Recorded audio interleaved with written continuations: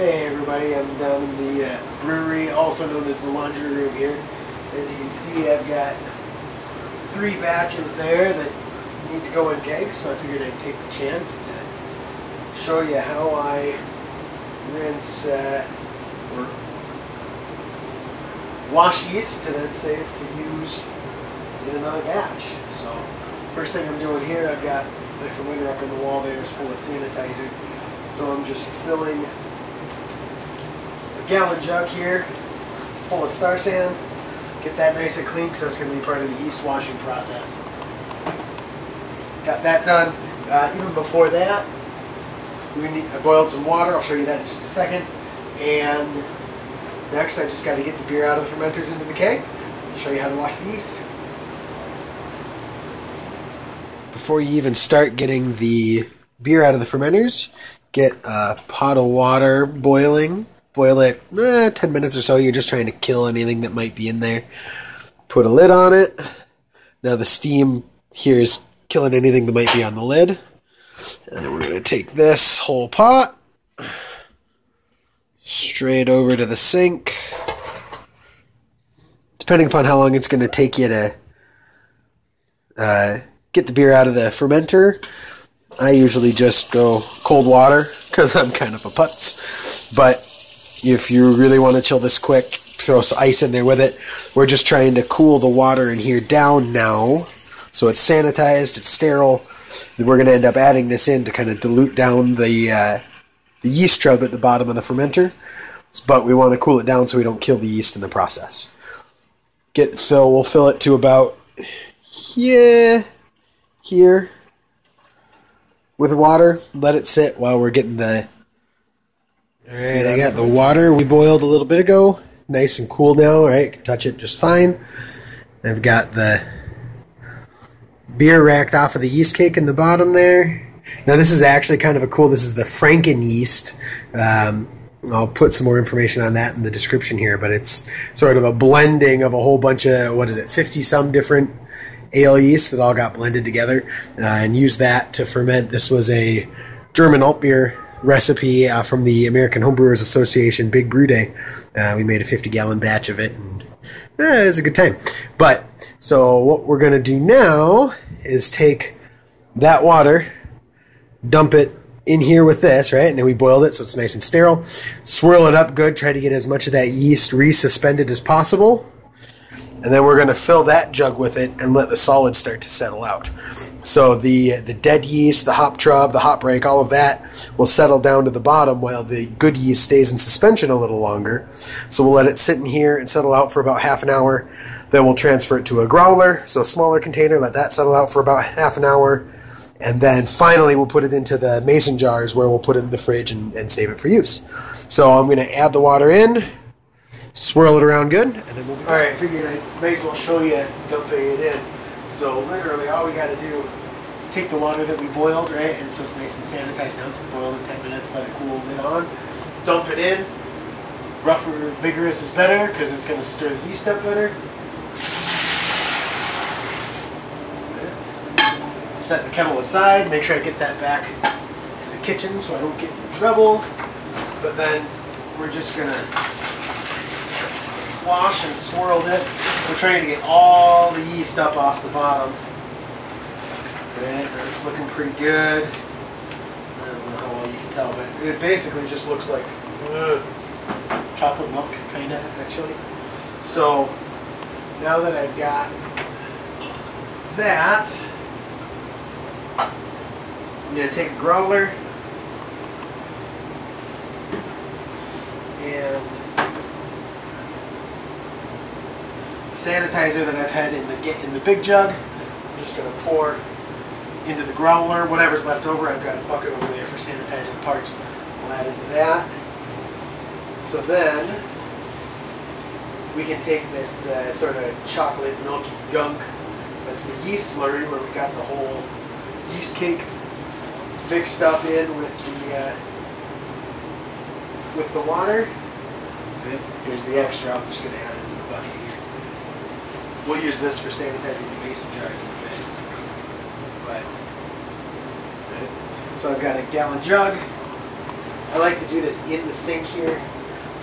That way if it, I don't know, if it's, I don't have to worry as much. I don't worry about the funnel. I just pour and rinse it down the drain, whatever spills. One less thing to sanitize. I don't have to sanitize the funnel. Swirl it up good again, pour it in, and then we'll let it sit. Now there are other fancier, more elaborate ways to do this. Some people wash with, do an acid wash. A lot of the breweries will do an acid wash. I don't. It'll keep longer if you do. But that's just one more step. So there's towel over here. Let it drip on that. Right. So there's our jug. We're gonna let this settle for a little while. I'm gonna put a cup over the top so it doesn't get dust and gunk in it. Once this is settled for about 20 minutes, we'll pour it into the growler.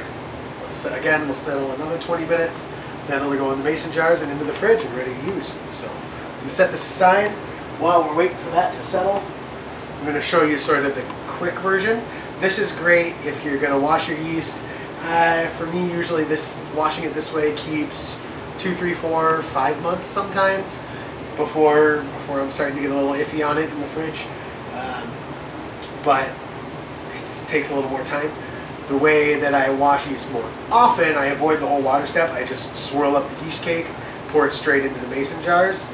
It's not as clean of a yeast. You definitely want to make sure you make a starter with it. I mean, you want to make a starter with this too, but it's a time saver, and it saves you an extra hour, and it's a way to wash some yeast, but it doesn't last as long. Usually anything I've used that washed that way, or not actually washed, just saved, I try to make sure that I use within a month, 2 months maybe, but again, make a starter, smell it, make sure everything is good. So we're going to let that settle. I'm going to get my second beer off here so that I can show you the other quick method. While that's going, we'll let that settle, and then we'll be back. Here's the jug with the Franken yeast sitting in it. You can see it's kind of really thin, mostly water on top. This is all yeasts in suspension, and there's all the crud and trub on the bottom that we don't want. So I'm going to pour this off into the growler. And let it sit again. So here's the second way that I'll wash yeast. And again, this really isn't washing. This is just saving it to use a little later. And again, I only do it this way if I think I'm going to use it pretty quick. But this is the second beer here I did with the SO4, the Fermentus dry yeast. Their dry English ale yeast. And I use that a lot, so I'll use it pretty quick. So I've got some mason jars that I've had soaking in Star San. A lot of people recommend boiling them like you would if you're going to can jam or vegetables or something like that first. Which, yeah, sure, that probably kills it well too, but I trust Star San to kill everything else when I'm brewing, so why wouldn't I just trust it for this? So I've got some that have been soaking, some that I just filled up because I ran out of space in there. But then, again, same deal as before. You rack the beer off into your fermenter, but then instead of adding the water, just give it a good shake. There's usually, at least for me, there's usually a little bit of liquid left on top of the yeast cake. Give it a shake, stir it up real good, and then I'm just going to pour it right into the mason jars here. Downside to this, you get all of the trub and all of the coagulated proteins and everything that is in with that hop trub that you get rid of when you actually wash it and let it settle out. All of that's still in here, so the yeast doesn't keep quite as long, and it's not as nice of a method, but it's a much faster, right? It's not a whole lot more time to do this than it is to just dump the yeast down the drain. So clean it out. Normally, again, I would do this in the sink, but I got a towel down here so you can see a little better. Fill them up. Leave them just shy of the top.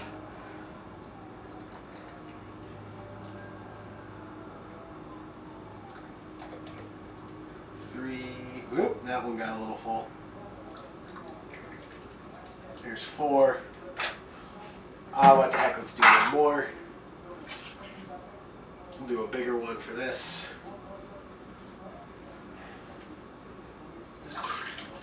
Whoop, a little much. Right? So there's a few jars. Now I've got, I'm not doing real good. Oh, well, at least it's sanitizer, right? It'll clean the top. Just take your lids, pop them on. Now, like I said, we're not going to be keeping this stuff for you know, a year. We're keeping this for a couple of months. Just now my hand's covered in sanitizer, so I'm wiping the lid. Yeah, is it perfect? No, but Star San. Right? And need one more lid. Give it a good soak in the Star San here a little bit. And now these, I'll put the rings on. They'll go in the fridge here. I just have a shelf in my keg fridge that I use for all my washed yeast jars. Well, actually I use it for all my yeast, but and within a day or two, we'll see all the yeast will settle to the bottom. First, you'll see a layer of dark on the bottom, and then there will be a nice like white or well, off-white tan sort of color. That's the yeast. That's what you really want. And then you'll see the nice clear beer actually at that point on top of it. So and in a few days when that is ready, I'll show you. I'll post another video showing you that. But so that's sort of my quick and dirty version. Now that those lids are on tight, I'll rinse them off before I put them in the fridge. But again, not as good. It doesn't get all the crud out that you get doing it the other way. But it's quick. It's easy. If you're going to be brewing again in a couple of days, it's a way to save some yeast. So, or a couple of days, a couple of weeks. So there we go. So my other yeast is sitting in the growler. Give that another 10 minutes or so, then we'll put that in jars. Get it all in the fridge, and that's that. Oh, one other thing really important to do. Make sure you label the jars, especially like today. I've got two different yeasts I'm washing. I've got the Franken yeast in the growler settling out here. And then I've got the SO4 in here. So I don't want to mix the two, so I think I'm using SO4 and it's really Franken yeast. A couple ways to do that. One is just write on the lids with a Sharpie. I've done tape on the lids. However you want to label them, just make sure you label it so you know what you got. So I'll be back in a little bit when we're ready to put the Franken yeast in the jars. Otherwise, we're almost done. Alright, last step here for the Franken yeast. Let it settle out in the growler again. So now, just like with the other stuff, the other method, we got our mason jars that have been soaking in Star San.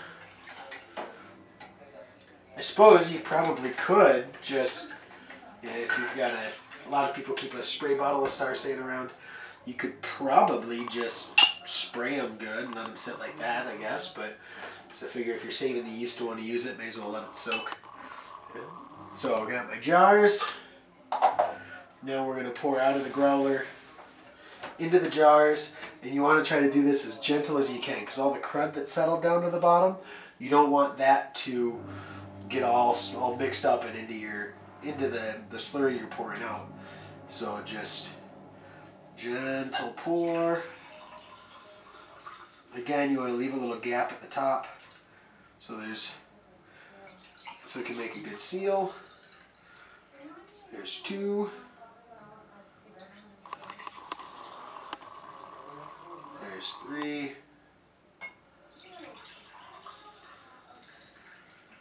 There's four. Oh, what the heck, I still got plenty of liquid in here. I got a couple more jars. Sanitize here.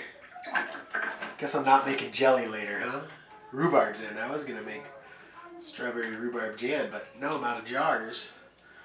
So, sanitize a couple more jars in Star San. While I'm filling those, get a couple lids for them in here. And one.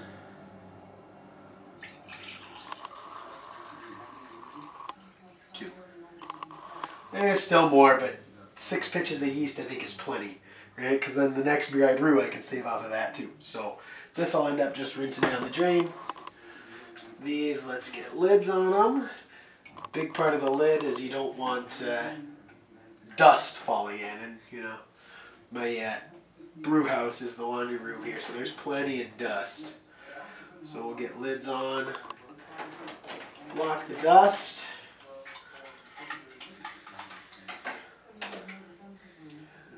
4, 5, 6. And then I'll do the same as the others, right? I'll just get the lids on, label the tops, get them in the fridge. I'll show you in a couple of days when it's all settled out what it looks like, but that's really all there is to it. Now when you wash yeast like this, like I said, you really want to make sure you make a starter before you brew with it. Any infection or anything like that, you should be able to pick up in the starter while it's going. But a jar like this, yeah, make a starter a day or two before, easily enough. At least in my experience, plenty of yeast to ferment out a 5-gallon batch of most beers. So brewing something really big, well, you got plenty of yeast, throw in 2. So yeah, a lot of people say, well, why bother washing the yeast? It's really, it's not that expensive. But so out of my 1 pitch of yeast that I bought, in the case of like the US04, right, a $3 pack of yeast, not only did I ferment that beer with it, but now I've got 5 more beers worth of yeast I can do with that. Can harvest the yeast from that, make even more. So, it doesn't take that long. If you got the time, really no reason not to. So, there you go. That's how I wash yeast. Hope it works. Enjoy. Let me know if you try it.